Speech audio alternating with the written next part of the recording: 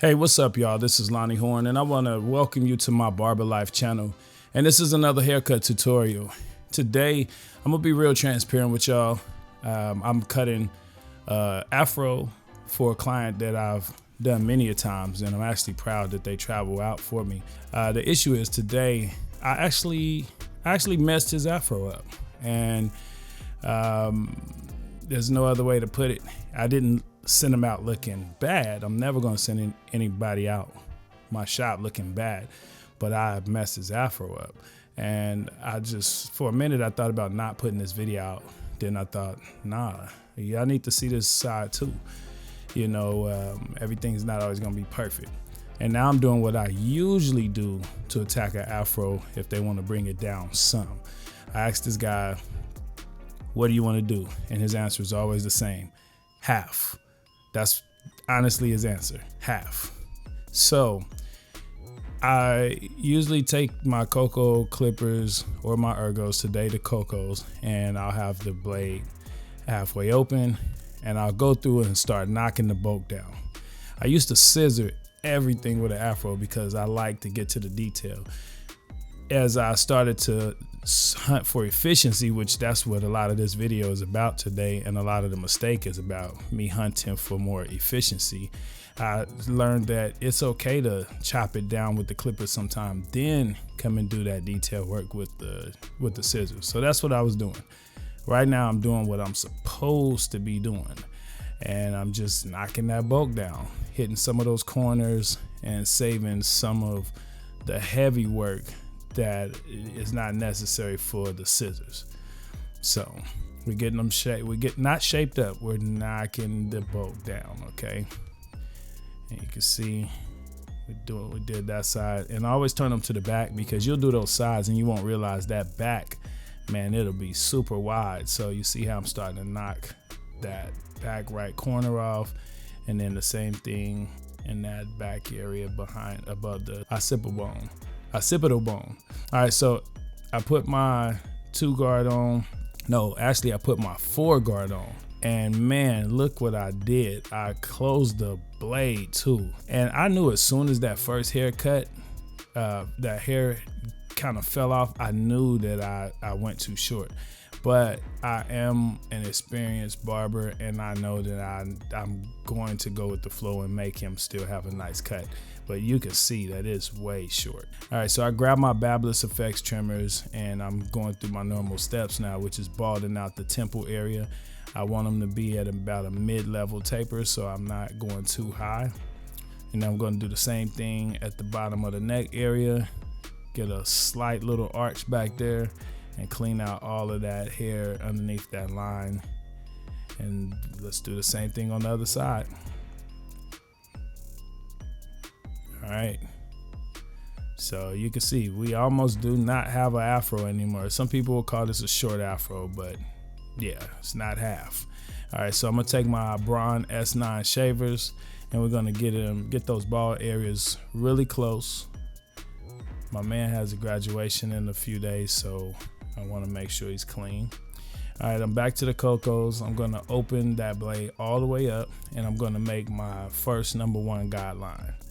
And since I want to keep them low, I'm going just about a ½ inch up, if that. And I'm stopping like right at the tip of the top of that ear level. So we're gonna close it up now, and I'm knocking that bottom line out. All right, I go to my 1.5 guard, and now we're gonna debulk above that 1 guideline area. Gonna open them all the way up. I don't want to be too drastic. All right, we're gonna go ahead and knock that bulk down. All right, now I'm gonna close the guard up, and I'm not going as high, but I'm pretty much starting the graduation from that 1 to that 1.5 length. So now I'm throwing my 1.5 guard on, and we got the lever all the way open, blade all the way open, and now we're gonna start blending those 2 areas together. And then I'll gradually close that lever as the fade is laying the way I like it. I'm starting to gradually close that lever and knock out more of the bottom of that 1.5 area. my guy's gonna look nice. It's just not what it was supposed to be. All right, so now I went with the grain a little bit just to lay that temple area, that high temple area down that C-cup section, because I do want to have some line up hair right there, opening it up a little bit so I could just feather cut it, lightly feather cut it right there. All right, starting to get those points, not points, but the section for the points identified and conditioned. Got that guard all the way open again, and just working out some of the detail areas. I'm really wanting that graduation to lay in there. Again, I'm going with the grain a little bit. Yeah, some light areas over there, so I'm real careful about how I attack it. All right, so we're gonna do the same thing. No guard, blade all the way open. We're gonna make our number one guideline right there, okay? Sorry about that, that overexposure right there. It will correct soon in the video, so bear with me, y'all. The steps are still the same. So we're making that number one guideline right there. Close the guard, close the blade up, and now we're gonna go ahead and knock out the bottom line as much as possible. We'll finish it with the trimmers, but this is how I get that graduation started right there.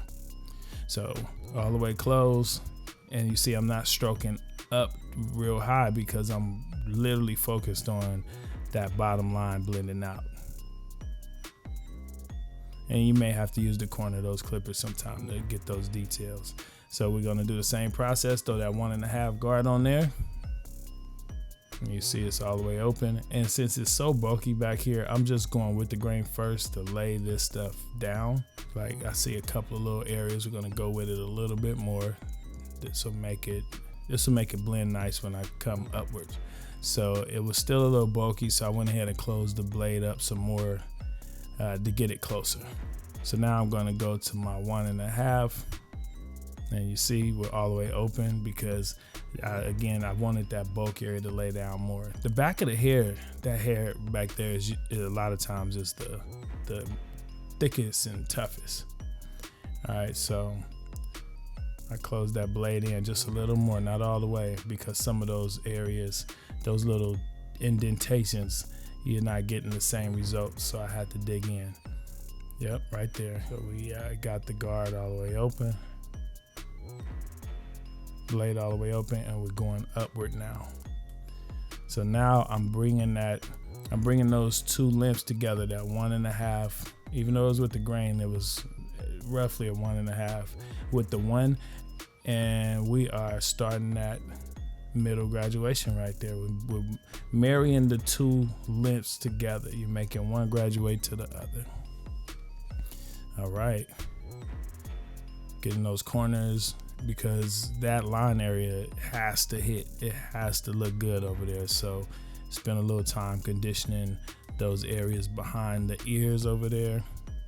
All right, I closed the blade a little bit, and we're digging in a little bit more. And you could tell the closer the blade is, the less or least highest my strokes are. We're doing the same thing on the opposite side. And I'm being really careful. I mean, I trust myself. It's just my guy's graduation, and I done already cut off half of his damn afro. So I really want to make sure the rest of this is a beautiful cut. All right. So I opened it about halfway because I seen some tough areas I needed to tackle.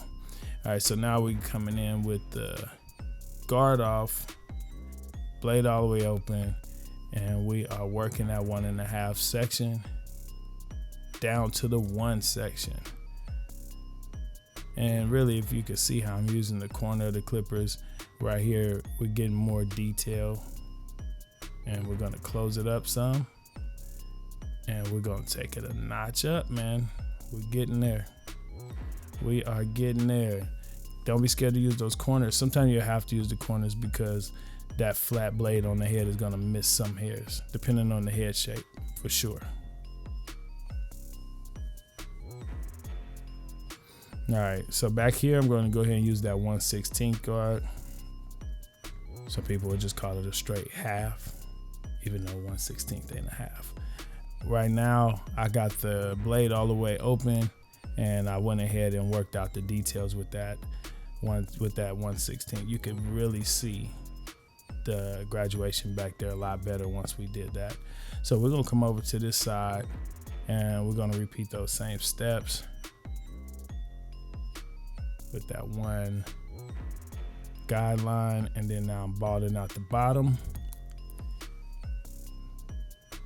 And now that we've done the same thing on that side, it's time to do what I should have been doing after that first debulking, which is my scissor shaping. Shout out to Hanzo Shears. Hanzo Shears is, they provide the scissors that you see me working with right now. I believe these are the 6.5 inches.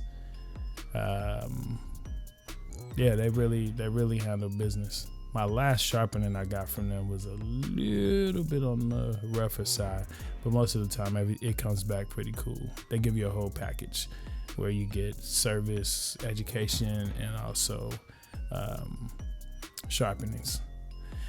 So you see we got them shaped up now. We took our time and, you know, got some real character put into the head with that shaping. And now my guy, he rarely lets me line his mustache. You will not believe it, but this guy is literally graduating from 8th grade. Yes. All right, so he allowed me to line him up. I really wanted him to look good. And obviously I'm not gonna charge him for a beard. You can't see it with us not being up close, but dude really got full face of hair, like he got beard. So anyhow, we got our Ashtay foam, Heavenly Foam. They're out of Atlanta. Shout out to Ashtay. It gives that client that wet look without really being wet and without being greasy either. So unfortunately, this was discontinued. You've heard on a lot of my videos, this is my favorite premium blends. This was sad, man. DJ, drop a sad sound over this, man. This is actually discontinued. So they have a hybrid formula that I'm just trying out right now, so I'll let y'all know what I think about it. So anyway, I rub this stuff in real good because we're gonna sponge him up. He always gets a sponged afro at the end, so you know it kind of saves me because we still have the same style, it's just much shorter.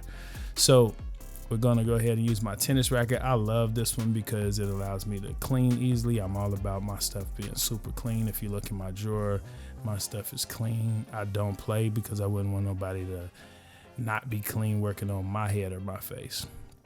All right, so we got them sponged up, got them in place. It's time for that lineup. I'm gonna start off around that ear. And I like a little arch around the ear. Not no big old white wall or nothing, but I like a little arch. Some barbers don't, to each their own, but I like a little arch. It's like to me, it's like a hybrid of new school and old school. All right, and now we're gonna hit that C cup in there. I usually like to make the point where I'm gonna start, and then I like to make the point where I'm gonna end, and then I curve them and bring them together. I'm marking the corner of his eye is where I want that that sidebar to that point to be lined up to. And then we're gonna repeat the same thing on the other side. You see me turn the clipper up sometime, that's because I'll see something that I missed. I'll see something that needs to be debulked. And whatever tool is in my hand, I'm gonna debulk it. I'm gonna knock it down. All right, so you see my line style going around that ear a little bit. And we're gonna hit that corner. Sorry, my hands are in the way. We're getting these angles down, y'all. We're getting these camera angles. And some of these videos were shot before we've gotten some of those camera angles together. So they're in all kind of order. So yeah. All right, so we're lining that front up now that I got my points marked. And now I found my middle point, and I gradually started to line to one side, make it meet the point, and then do the same thing. And at some point, you want to step back and check your work. See how you're doing, see how your balance is. All right, my guy is still looking clean though. Again, I'll never let him leave out without looking clean. It's just, man, you gotta focus on getting your client what they wanted. So now I know a 4-guard, if I do want to go that route, is way too long. What I wanted to do was just get to a point where I could understand my guards to start to use them to add efficiency, because I'm a very detailed cutter. So detailed people end up going slower than others most of the time. So I'm always looking for some increased efficiency. That's like really big, but without losing quality of the cut, man. Like, I don't want to rush through somebody and just to say I did it faster.